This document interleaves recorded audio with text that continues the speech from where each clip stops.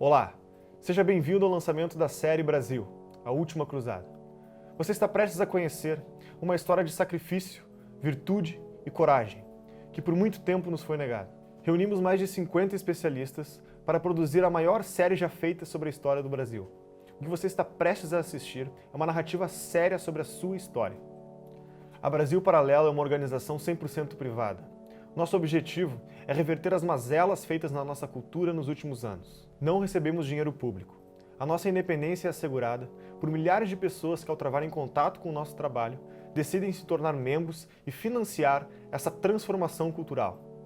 Ao se tornar membro da Brasil Paralelo, você vai ter acesso a uma plataforma com mais de 50 aulas exclusivas com especialistas que vão ampliar a sua visão de mundo. Um grupo fechado, onde vamos nos conhecer e planejar o futuro em conjunto. Você vai poder debater com outros membros sobre cada entrevista, participar de encontros presenciais e ter acesso aos bastidores de produção diariamente. Mas eu diria que o mais importante é que o seu financiamento torna possível que novas produções sejam feitas gratuitamente para que novos brasileiros tenham a chance de despertar as suas consciências. É a chance de fazer algo efetivo pelo nosso país. Durante o lançamento dessa série, você terá acesso ao preço promocional para tornar-se membro. Esse preço é por tempo limitado. Não perca tempo. Junte-se a nós. Fique agora com o primeiro capítulo da série Brasil, A Última Cruzada, e até breve.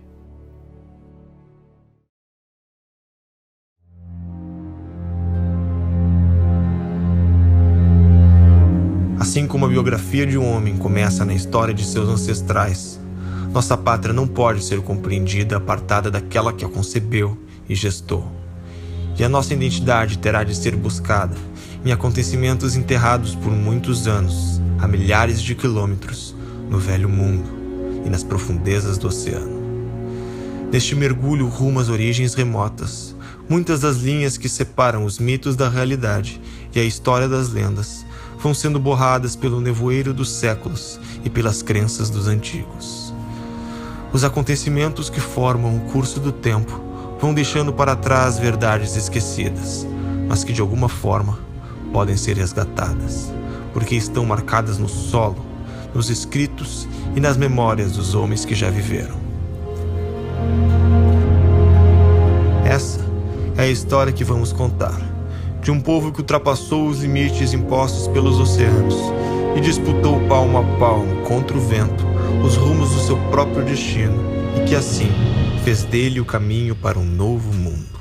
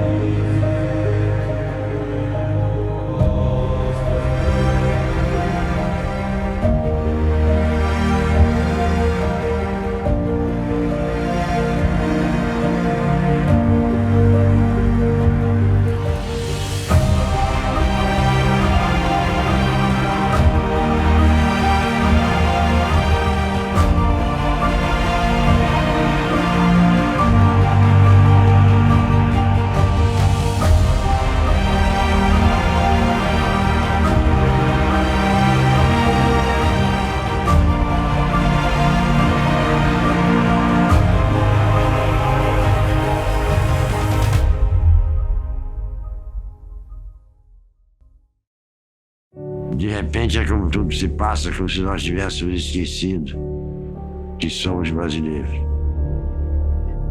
A melhor solução para o Brasil é dar um pouco de Brasil para as pessoas. É comum encontrarmos no nosso dia a dia pessoas salientando as belezas naturais do Brasil. Pouquíssimas vezes encontramos pessoas salientando as belezas humanas do Brasil. Então você não pode celebrar mais os heróis nacionais, porque os heróis nacionais são parte da ideologia dominante. Então você faz a apologia do território, dos bichos e dos índios, etc, etc. E não, os heróis desapareceram. A apologia do território separada da apologia daqueles que a conquistaram não faz o menor sentido. todos eles, enfrentam uma crise de identidade. Porque eles não sabem quem são, não sabem de onde vieram, não conhecem toda a sua história. Sonegar essa história a um povo, sonegar essa história a uma nação é um ato perverso. Bom, veja você, a história é a própria identidade nacional. O que é a identidade nacional? É a memória coletiva de feitos realizados em comum que dão às pessoas um senso da retaguarda das suas próprias vidas, da origem dos seus valores, sentimentos, etc, etc. O ser humano não foi feito para ele ser, cada um que nasce, ser um novo Adão no paraíso, que surge do nada, né? Surge pronto e se faz a si mesmo. Isso é absolutamente impossível para o ser humano. Você vê, de todas as espécies animais, aquela que mais depende do aporte da geração anterior é o ser humano. E quando você amplia a memória pela história, você se sente não mais um ser que nasceu, digamos, há 1 década, 2 décadas, 3 décadas atrás. Você se sente um ser ligado à humanidade. Você é um ser humano e você faz parte dessa história inteira. Você não faz só parte da tua história. Todos os instrumentos de que ele vai dispor para lutar pela sua vida, para fazer a sua vida, ele recebe do quê? Um negócio chamado cultura. O que é a cultura? O conjunto dos bens intelectuais acumulados. Se isso não é passado para ele, ele não sabe onde está. Ele está perdido no espaço e no tempo. Na medida em que nós vamos aprendendo, ou seja, aprendendo a participar do mundo e herdando esses valores civilizacionais, a história está entre eles, né? Nós vamos desenvolvendo cada vez mais, inclusive, a nossa capacidade de afirmar aquilo que em nós é único.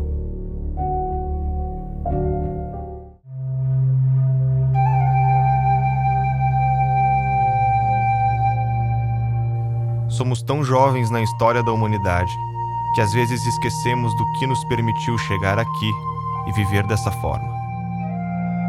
Há 30 mil anos, nossos antepassados tentavam dizer alguma coisa quando pintavam nas rochas. São as primeiras mensagens que temos de nossos ancestrais.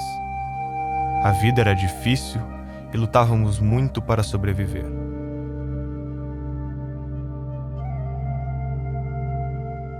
Os humanos não sabiam onde estavam. Imprevistos como animais selvagens e o frio faziam parte de um dia a dia incompreendido. O mundo era um lugar aberto e desconhecido, onde nossa chance de sobrevivência parecia baixa. Alguns de nós fizeram o que parecia impossível. Aprenderam a olhar para o futuro quando viam as estrelas, prevendo o clima e a migração dos animais. Graças a essa incrível descoberta, a humanidade teve uma oportunidade única: entender o ambiente à nossa volta. Começamos a plantar, domesticamos animais e estabelecemos um lar. Pela primeira vez na história, os humanos paravam de fugir e de passar fome. Tínhamos mais do que podíamos carregar. A escrita nascia para mudar a nossa história. Decidimos registrar ideias e acontecimentos. Era uma forma de transcender o medo da morte. Enviar ao futuro nossos pensamentos, nossas crenças e nossas experiências passou a ser possível. Foi quando começamos a herdar o conhecimento da humanidade. Isso tudo nos levou de caçadores a filósofos, de fugitivos a arquitetos. Criamos a ética para aperfeiçoar a convivência, as leis e o júri para aperfeiçoar a justiça, e constituir família passou a fazer parte da nossa tradição de levar a humanidade adiante. Quando vivemos o nosso dia a dia, aqui, no século XXI, desfrutamos desse legado. A filosofia grega, o direito romano, a moral judaico-cristã e a experiência acumulada de nossos ancestrais fazem parte de nós. Essa é a herança que chamamos de civilização ocidental. Se hoje os territórios estão divididos em países, com idiomas e regras estabelecidas, nem sempre foi assim. Neste longo caminho, cada povo colocou um pedaço da estrada que hoje trilhamos. A terra que hoje abriga Portugal era considerada o fim do mundo. A fronteira com um oceano desconhecido sempre foi atraída e cobiçada. Diversos povos viveram por lá até ver a ascensão do Império Romano e a entrada das tribos germânicas, dos suevos e visigodos. Os visigodos formaram cidades na Europa Ocidental e durante 3 séculos ocuparam grande parte da Península Ibérica, preservando e absorvendo a cultura de seus antepassados. Como essa cultura veio parar no Brasil? O que as guerras entre diferentes visões de mundo têm a ver com a nossa história? Para enxergar melhor o presente, precisamos voltar um pouco no tempo. No ano de 700, por volta de 700, surge a fé muçulmana. E ela já estava se ampliando em todo o Oriente Médio, norte da África. A fé muçulmana nasce em Meca, na Arábia Saudita, com Maomé, o pregador que afirmava ter recebido a revelação de ser um enviado de Deus. Nessa revelação, a sua missão seria resgatar ensinamentos que foram trazidos por profetas como Moisés, Abraão e Jesus, mas que ao longo do tempo teriam sido distorcidos. Foi juntando adeptos que, após a sua morte, compilaram seus ensinamentos no Alcorão, livro que embasa a fé islâmica e discorda das crenças judaicas e católicas. Também criaram a Jihad, a guerra de manter o islamismo pleno dentro de si e levá-lo ao maior número de pessoas possível. Dessa forma, buscaram alargar os horizontes do território islâmico, inicialmente tomando o Oriente Médio e o norte da África, para depois entrar na Europa Ocidental. A estratégia foi longa na duração e rápida na conquista. Os muçulmanos precisaram de menos de uma década para dominar a maior parte do território europeu. A invasão começou em 711 e 3 anos depois já habitavam a maior parte da Península Ibérica. O curioso é que essa ocupação foi incentivada pelos mesmos povos que habitavam a região. Os visigodos viviam envolvidos em disputas internas e, por causa dessa rivalidade, uma facção de visigodos pediu ajuda de um líder muçulmano do norte da África, que não só atendeu o pedido, como deu-se conta da riqueza do território e aproveitou para tomá-lo para si. A entrada foi muito rápida, entraram justamente por Gibraltar, conseguiram cruzar ali do Marrocos, chegaram até a Espanha e pouco a pouco foram tomando as vilas, foram tomando as cidades. Aos poucos a península foi sendo conquistada, se expandiu até a Lusitânia, se expandiu até onde hoje é Portugal. As teorias que os historiadores levantam quanto à facilidade da invasão foi porque, em primeiro lugar, o reino visigótico não deixava que as populações de origem romana tivessem acesso a armas ou ao exército. Então nós já vemos aí um processo de desarmamento que facilitou, inclusive, a queda do seu próprio Estado. Os cristãos que escaparam fugiram para o alto das grandes montanhas no norte da Península Ibérica. Lá estabeleceram o chamado Reino das Astúrias e aclamaram Dom Pelágio como seu novo rei. Nessas Astúrias, então, se tornou um foco de resistência cristã. As Astúrias nunca conseguiram ser conquistadas e de lá o Dom Pelágio organizou a resistência ao invasor muçulmano. Os muçulmanos continuaram a conquista para o leste da Europa, até se depararem com um reino franco. Uma tropa de 50.000 soldados mouros cruzou a fronteira para atacá-los. Era a prenúncia do fim do Ocidente. Carlos Martel, comandante do exército franco, sabia ter nas mãos a história de uma civilização para defender, e praticamente nenhum soldado. Convenceu a igreja a financiar o treinamento de cavaleiros, estudou as formações dos antigos gregos para resistir pela disciplina e a aceitação de morrer pela causa. Passou um ano inteiro treinando bárbaros que nunca tinham sido soldados, para enfrentar um exército maior e mais poderoso. No dia 10 de outubro de 732, milhares de soldados estavam na linha de frente de uma guerra santa. Foi na Batalha de Poitiers que Carlos Martel fez lembrar os antigos espartanos, na sua resistência e coragem, saindo vitorioso. Para a maior parte dos historiadores, essa era a última chance de resistência do Ocidente.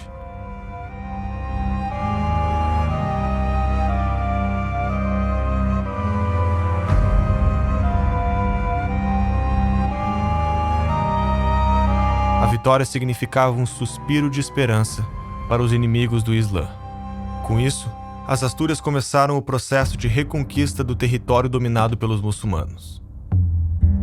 Até que houve uma grande batalha em 722, a Batalha de Covadonga. Foi considerada essa Batalha de Covadonga o início da reconquista cristã, porque eles não estavam mais se defendendo ou fazendo pequenas guerrilhas, mas se defrontaram diretamente com o inimigo num processo de expansão do reino das Astúrias. Né? Os mouros tinham conquistado a Espanha e agora era hora de reconquistar a Espanha.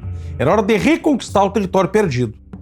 E Covadonga é um evento importantíssimo para a cultura católica espanhola. Né? Dom Pelágio é considerado justamente um grande herói, não só porque ele resistiu e se organizou nas Astúrias, mas porque foi um herói vencedor em Covadonga. Né? Várias batalhas, várias guerrilhas que foram sendo travadas foram vencidas pelos asturianos, pelo moral que eles ganharam na vitória em Covadonga. Quando você observa uma sociedade islâmica, você tem tudo diferente. Tudo diferente. Todos os valores são diferentes desse daí. E Portugal passou por um tempo por domínio islâmico, tá? E aí você percebe que alguns valores islâmicos a gente pegou não só na linguagem, a gente tem alface, algumas palavras com algodão é alcudum, palavras que vêm do árabe, mas a gente tem também alguns valores. Por exemplo, quando a gente tem organização militar. A organização militar, como eu disse, cristã, ela era mais de um cavaleiro querendo se tornar digno, querendo se destacar, se autossacrificar por uma causa maior no campo de batalha. Enquanto que os islâmicos tinham uma visão mais coletivista, mais organizada.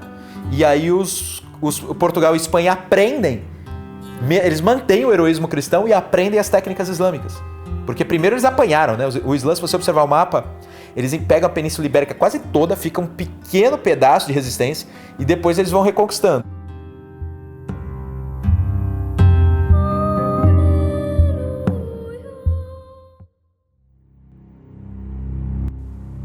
Passavam-se 4 séculos desde que os muçulmanos tinham tomado a cidade de Jerusalém, impedindo a peregrinação cristã de visitar o túmulo de Cristo.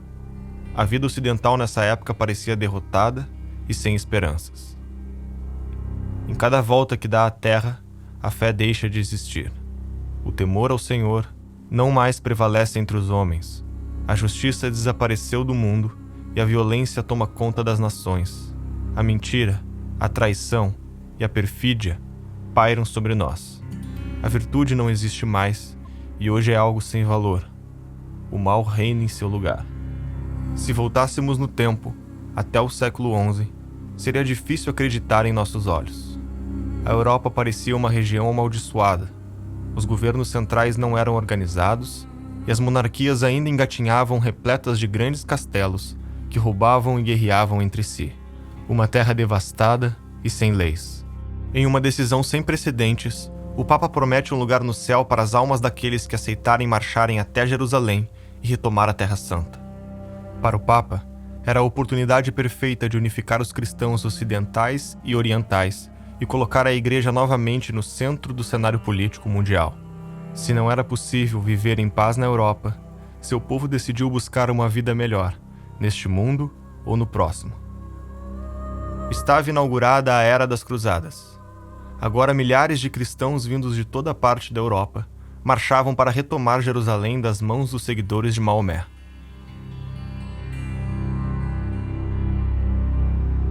O que foram as cruzadas? Foram uma resposta parcial e tardia à maior agressão imperialista que a Europa já havia sofrido. Você vê que nem os romanos fizeram tanta devastação quanto os muçulmanos fizeram. Porque os romanos, pelo menos, quando Roma invadia um lugar, invadia um país, imediatamente transforma todo mundo em cidadão romano e você tinha todos os direitos. E o romano se adaptava às religiões locais. Ao contrário, você tem lá a sua religião local, uma divindade esquisita, o romano pegava, botava aquilo no panteão em Roma e falava, bom, essa aí mais uma religião está valendo. Quer dizer, quem inventou o multiculturalismo foram os romanos, né? E os muçulmanos, ao contrário. Onde eles invadiam, você tinha a opção.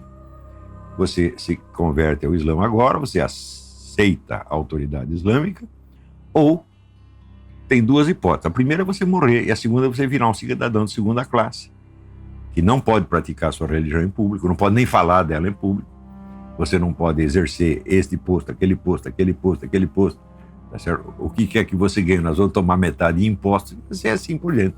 As cruzadas se iniciaram para resgatar a terra de Canaã, porque ela havia se tornado de uma fé hegemônica, que era na questão islâmica. As cruzadas foram um grande sucesso no início, conseguiram expulsar os exércitos sarracenos e libertar Israel, libertar Jerusalém. Com a Terra Santa reconquistada, surgiram massas de peregrinos marchando em busca da paz espiritual. Mas o caminho até Jerusalém era para poucos. Além de frequentes assaltos, haviam constantes ataques de exércitos muçulmanos ao longo do percurso. Todo peregrino cristão que quisesse ir para a terra de Canaã, Israel, tinha seu caminho impedido. Né? Começou a ser muito perigosa essa jornada. Sempre foi, mas ficou mais perigoso agora porque havia uma missão islâmica que começava a impedir a peregrinação. Né? Então você corria risco de vida real. Para proteger os cristãos nessa jornada, começaram a se formar diversas ordens militares para acompanhá-los na viagem. Um grupo de nobres da França se reuniu e formou uma ordem para proteger os peregrinos em sua caminhada. Essa ordem foi a Ordem dos Templários. A ordem seria reconhecida oficialmente pelo papado, ganhando isenções e privilégios, como o poder de se comunicar diretamente com o Papa.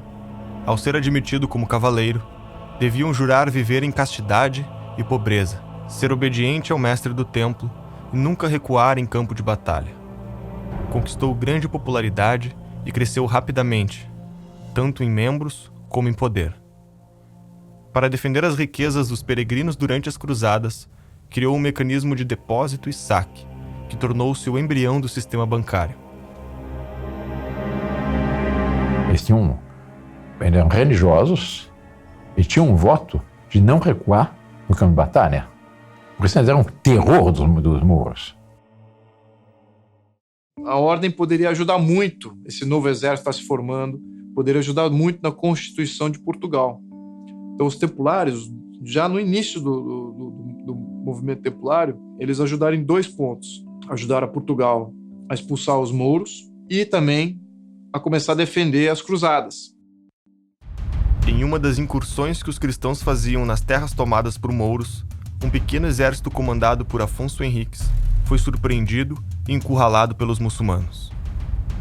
O conflito era inevitável e a chance de sobrevivência quase inexistente. Segundo os historiadores, 10 vezes superiores aos portugueses. Segundo os documentos da época, foi nesse momento que o comandante Afonso Henriques jura ter tido uma visão onde Cristo aparece e profetiza sua vitória, entregando a missão de espalhar a fé pelos 4 cantos do mundo. Afonso Henriques venceu a batalha e foi aclamado o primeiro rei de Portugal.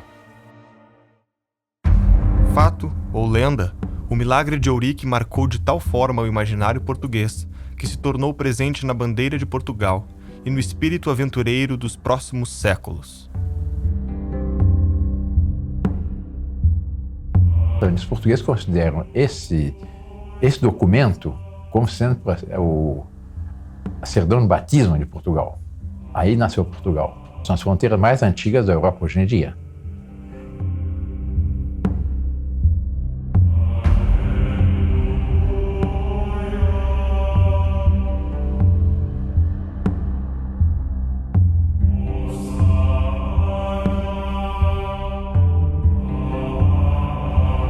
A civilização se funda com orientações gerais que vêm do mito.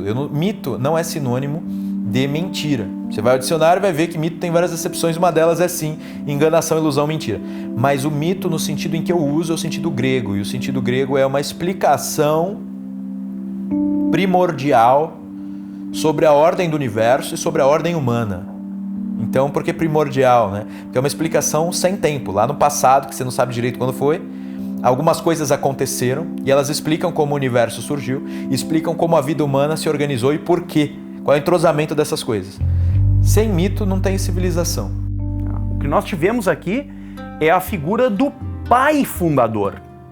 né? E essa característica se manteve presente desde a fundação de Portugal, desde Dom Afonso Henriques. Com isso ele ganha mais poder, ele ganha mais autonomia e ele continua, então, a formar os seus domínios, impedindo que o Moro entre novamente. A Espanha, pelo contrário, continua a lutar contra o elemento Mouro, contra o elemento mourisco. A Europa estava em constantes conflitos entre os reinos. Todos queriam afirmar seu poder e as fronteiras eram frágeis. Entre eles estava a França, onde o rei Filipe IV, o Belo, queria expandir o seu poder a qualquer custo para enfrentar a Inglaterra. Foi quando teve uma ideia inédita: cobrar impostos da igreja. A retaliação foi rápida e o rei foi excomungado pelo Papa. O Papa não esperava que a campanha difamatória feita por Filipe o Belo pudesse ser tão forte a ponto de ele acabar espancado e morto pela população. O novo Papa que o sucedeu também morreu em menos de um ano, em origens até hoje desconhecidas. É quando assume o Papa francês Clemente V que reverte as decisões da Igreja em favor de seu rei. Na ânsia por poder, Filipe IV continuou expropriando judeus e bancos, gerando inflação, dando calotes e fazendo imensas dívidas. A população se revolta com a imensa crise e o rei recorre à Ordem Templária, que emprestou dinheiro para pagar suas dívidas. O problema é que o empréstimo foi indevido. O dinheiro era usado para as cruzadas e quando o grão-mestre da Ordem, Jacques de Molay, soube do fato, expulsou o tesoureiro, abrindo um cabo de guerra com o rei francês. Filipe o Belo usa de novo a mesma estratégia. Começa a campanha difamatória contra os templários e usa o Papa que está sob seu domínio para proibir a ordem e confiscar seus bens. Na noite de sexta-feira de 13 de outubro de 1307, centenas de cavaleiros templários por toda a França foram capturados pelos soldados do rei e, segundo alguns historiadores, sujeitos a torturas para confessarem seus crimes. Até hoje, não temos todas as conclusões sobre essa história, mas para muitos, aquela noite seria o motivo da superstição de sexta-feira 13 ser um dia sombrio.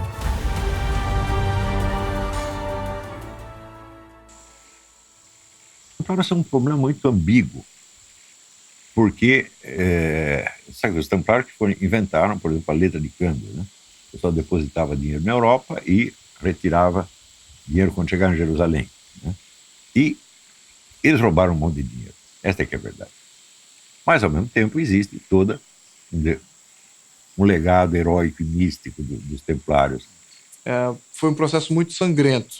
Foi decretado todos os templários como os hereges e houve aí um grande derramamento de sangue, várias armadilhas armadas contra os templários. E então, enfim, foi uma ordem aí que poderia ter trazido grandes avanços para a Europa, mas estava ali sendo sufocada pela ganância e tirania de um dos seus soberanos que se sentia ameaçado. Após a prisão dos templários na França, o Papa Clemente V solicitou a Dom Dinis que fizesse o mesmo com os templários portugueses. O rei não atendeu o pedido do Papa. Um único país não atendeu essa bula de uma maneira contundente. Esse país foi Portugal. Portugal reconhece o valor da ordem e dá salvo-conduto e abrigo a essa ordem. Do legado de Dom Dinis, fundador da Universidade de Coimbra, talvez nenhum ato tenha sido mais impactante do que a hábil manobra política que entraria para a história. Quando foi extinta a Ordem dos Templários, infelizmente, o rei de Portugal pediu que, em Portugal, a ordem continuasse. Porque a ordem, os cavaleiros da Ordem Templária, que eram os grandes defensores da fé e das cruzadas, da Terra Santa, etc. O rei de Portugal, Dom Dinis, ele se apressa em criar novas ordens e pedir ao Papa que transfira os bens dos templários para o seu governo, para, digamos assim, o governo destas ordens. E então o rei Dom Dinis cria a Ordem de Cristo. Então ela vai continuar em Portugal, mas com o nome Ordem de Cristo. A firme postura do rei de Portugal levou o Papa a incluir uma cláusula em sua bula, abrindo exceção para Portugal e seus aliados sobre a transferência dos bens da ordem. E aí é que se explica um monte de coisas, né, da nossa história. Como que um país tão pequeno, que era Portugal, como que esse país, de repente, avançou e se tornou um grande conquistador dos mares. Como que esse país, de repente, era o país do qual saía todos os maiores navegadores durante um bom período. Este corpo de elite resolveu uma necessidade vital para a consolidação e o fortalecimento do Estado português. Entrosada com a esfera política da coroa, alargaria os horizontes do reino, conduzindo à expansão de Portugal pelos mares.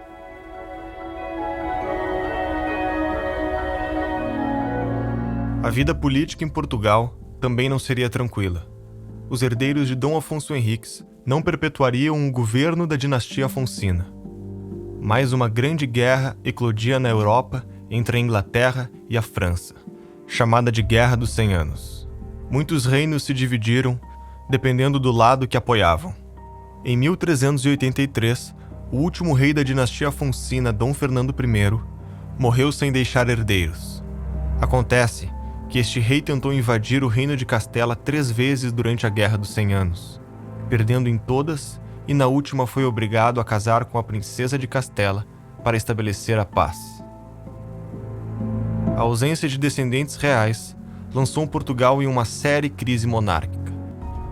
Uma eventual união entre os reinos podia ser desastrosa para a economia portuguesa. Castela ainda vivia sob uma economia feudalista, ao passo que os portugueses já apresentavam o desenvolvimento da burguesia que logo situaria a nação como a mais poderosa do mundo conhecido. O conflito só teve fim em uma guerra armada quando, em 1385, Dom João, o mestre de Avis, enfrentou tropas castelhanas na Batalha de Aljubarrota e foi proclamado o novo rei de Portugal. Uma nova etapa gloriosa na história de Portugal, que é a etapa da dinastia de Avis, com Dom João I e seus filhos, a chamada ínclita geração, e ao longo do século XV, o que nós vemos é o crescente esplendor de Portugal. Porque realmente dessa ínclita geração ia nascer o grande império dos descobrimentos. Nós temos um dos filhos de Dom João I, que é o infante Dom Henrique, que começa e lança Portugal nessa grande aventura dos descobrimentos.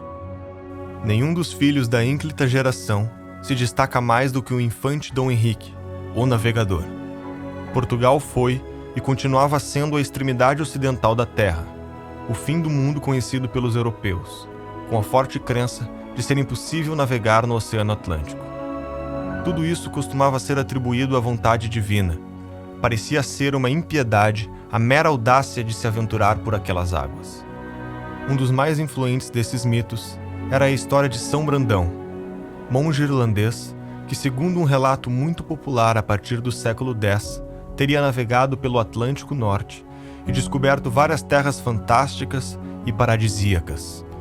Com a Europa imersa no caos, a ideia de haver uma ilha em paz para além do oceano trazia esperança aos povos que circulavam esses mitos. Apareciam ilhas lendárias nos mapas da época, como uma ilha chamada High Brasil, que significava Terra Prometida, e pode ter influenciado o nome do nosso país.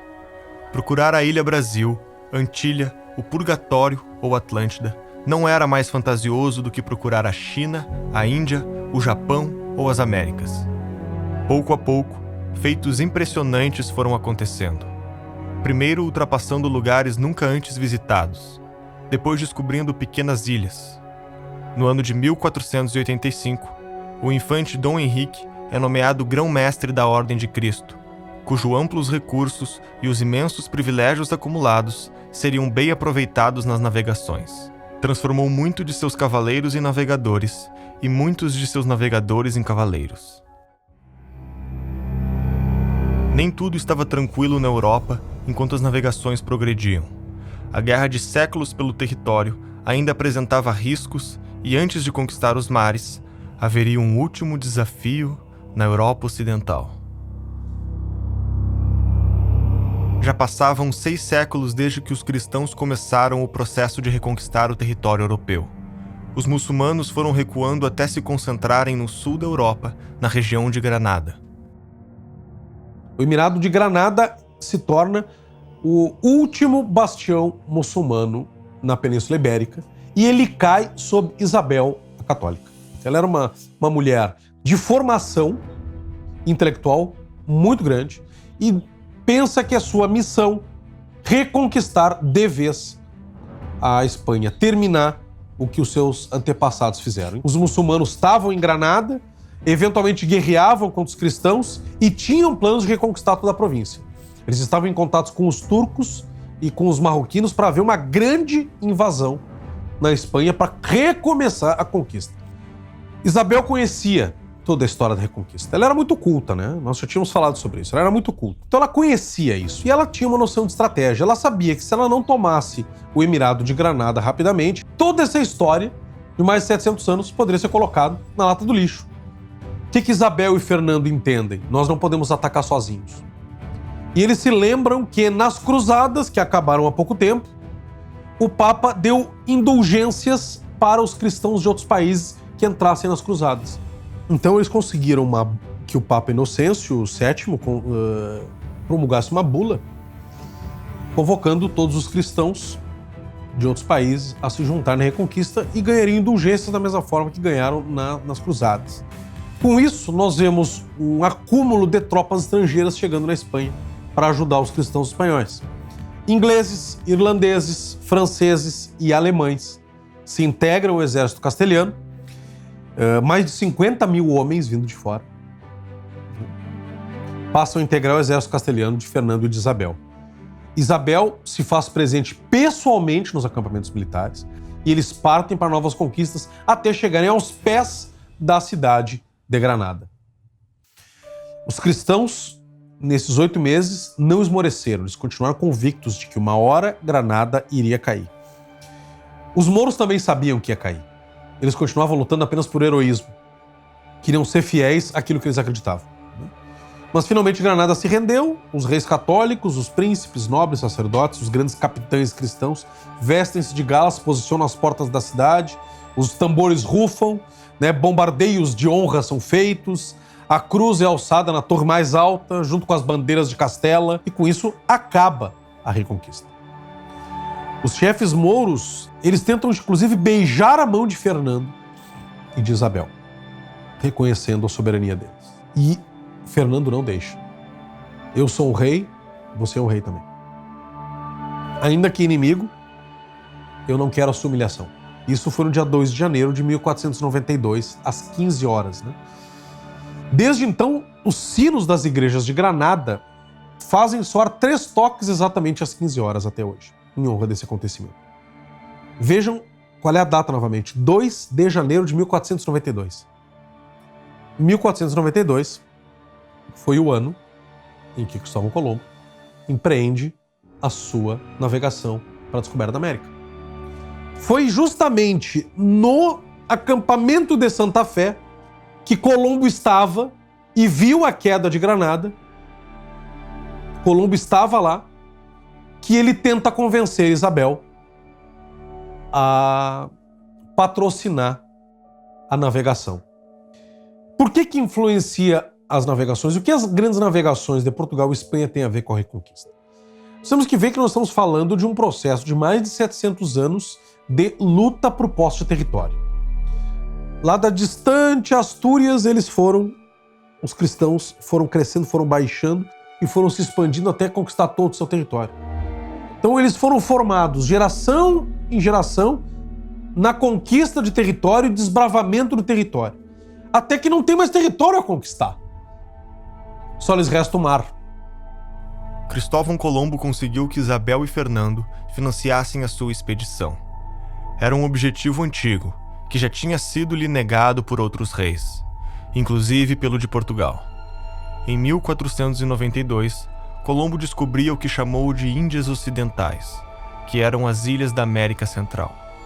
Essa descoberta tornava necessário dividir as zonas de influência entre espanhóis e portugueses nas navegações. Para isso, assinaram o Tratado de Tordesilhas, onde fora da Europa, os portugueses ficavam com um território a leste de um meridiano, enquanto os espanhóis ficavam com um território a oeste. Até então, só uma pequena parte da área dividida pelo tratado havia sido vista pelos europeus, sendo dividida apenas no papel. Imediatamente após a primeira viagem de Colombo, vários exploradores navegaram na mesma direção. Mas eles já tinham noção de que havia algo do outro lado do Atlântico, a tal ponto que quando houve os tratados entre a Espanha e Portugal, eles insistiram que a linha demarcatória fosse 70 milhas mais ao oeste, de onde veio o Tratado de Tordesilhas.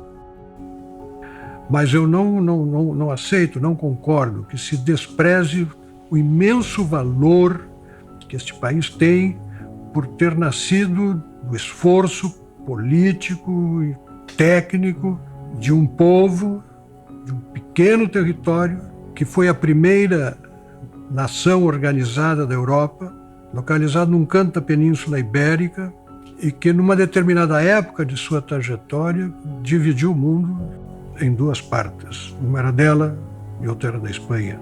Tinha poder, tinha cacife político para isso.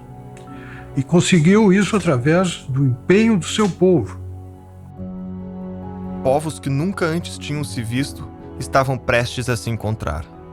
No ano de 1497, Portugal envia Vasco da Gama para encontrar uma rota até as Índias, contornando pela primeira vez a África. 3 meses após partir, a frota que comandava já estava navegando em águas até então desconhecidas para os europeus.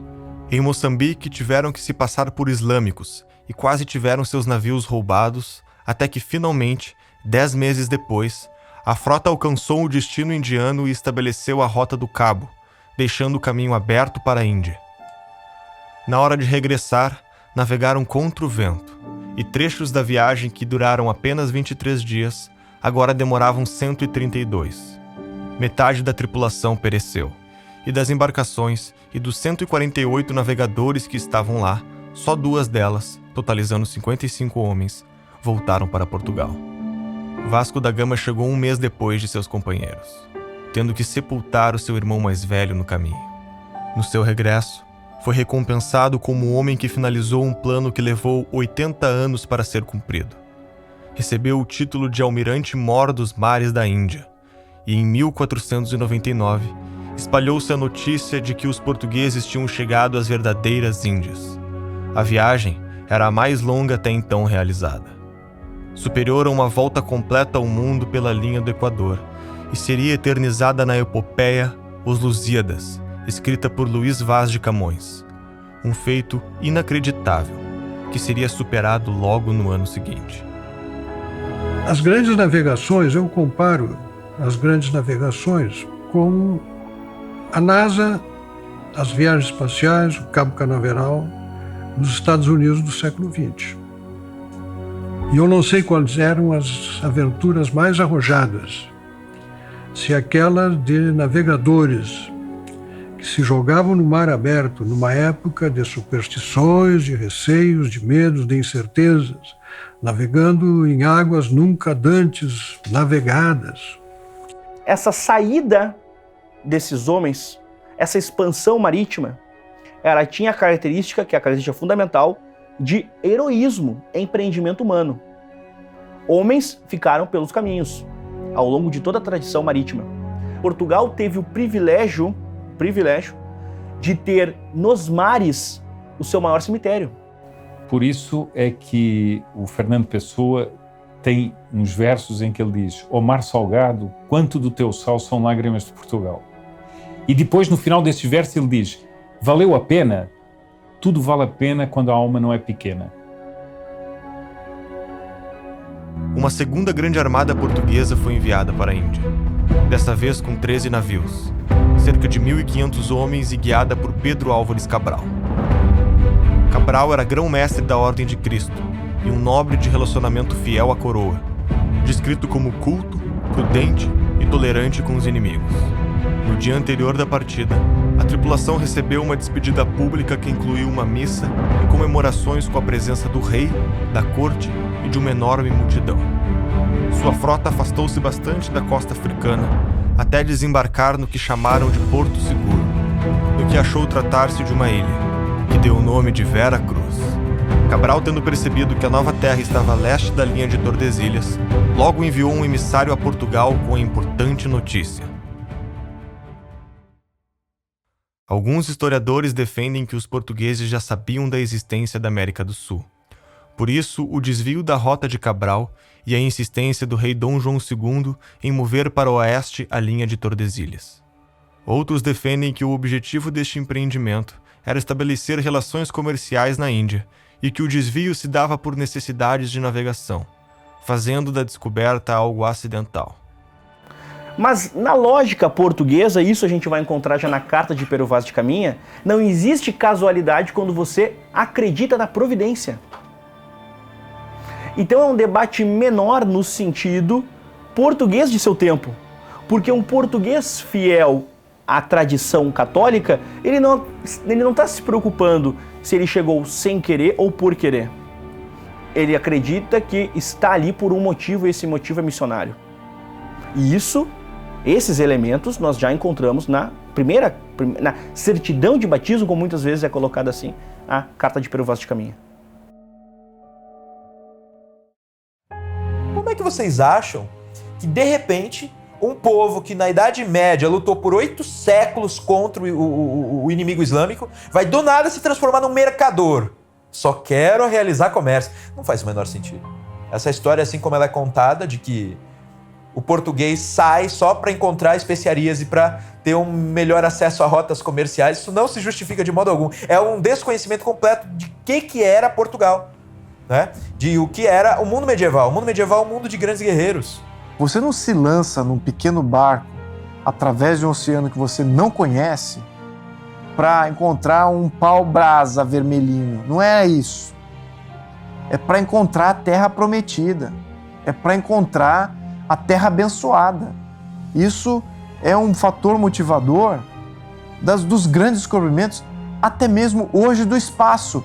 Eu estou indo para o espaço para descobrir que em tal lua de tal isso aqui vai ter um ferrozinho. Você está indo para o espaço para descobrir vida. Vida além da sua vida própria. É isso que motiva. Não é coisas pequenas assim. Então, entender isso, entender bota um monte de molecada num barco e lança eles. Pra quê?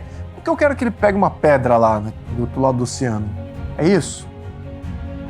Não, eu quero que ele encontre o paraíso. Essa que era um fator motivador. Então, era a base da vontade, era o elan do negócio. Então não era coisa pequena, não era uma coisa frívola. Como se constrói.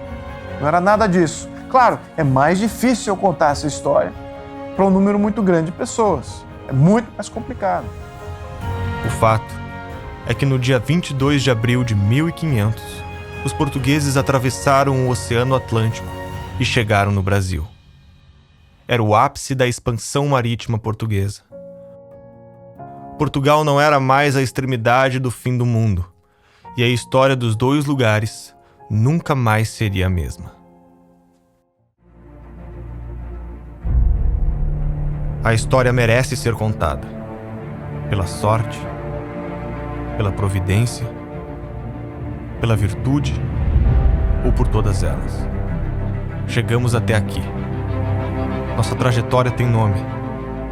E cada vez que olhamos para trás, lembramos de cada personagem que construiu o palco de nossas vidas.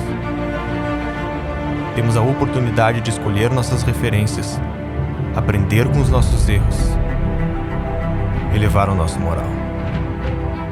Em algum lugar, sempre haverá o panteão daqueles que nos trouxeram até aqui. Lá estão as paixões, os méritos, os sacrifícios e todo o heroísmo da humanidade. Não foi fácil. A preservação desse lugar cabe a nós. Não podemos deixar que roubem os degraus da nossa civilização. E sempre que estivermos perdidos e sem saber para onde ir, eles estarão lá, de braços abertos, para nos contar tudo o que sacrificaram para dar um passo além do que parecia possível. Não se trata apenas de não esquecermos de onde viemos. Se trata de não esquecermos para onde estamos indo.